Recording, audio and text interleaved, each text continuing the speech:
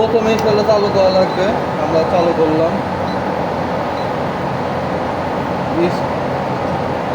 Scale চালু হয়ে গেলে আমাদেরকে চাপতে হবে 81.72।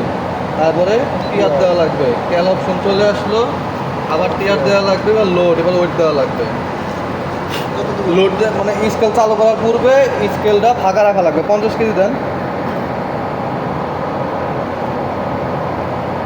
50, 40, 45, 50। লোড দেওয়া হয়ে গেলে টিয়ার চাপা লাগবে। টিয়ার চাপার পরে এইখানে 10 কেজি দিলে 1000, 20 কেজি দিলে 20,000, 2000, 30 কেজি দিয়ে করলে 3000, 40 কেজি দিয়ে করলে 4000, 50 দিয়ে করলে 5000, মানে যত করবো তত হাজার। 60 কেজি করলে 6000। এখানে এর আগে 10 কেজি দিয়ে করা ছিল, আমরা এবার 50 কেজি দিয়ে করতেছি। এখানে 50,000, 5000 লিখবো।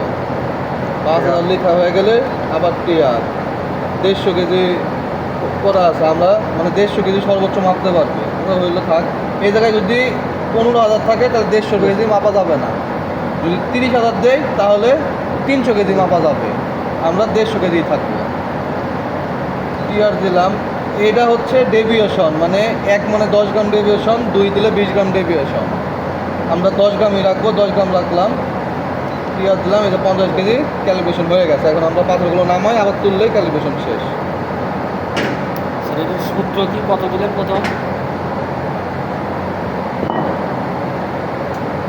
এই যে 0 হয়ে গেল। স্কেলটাকে বন্ধ করবো, চালু করবো, ক্যালিব্রেশন শেষ। বন্ধ করবো।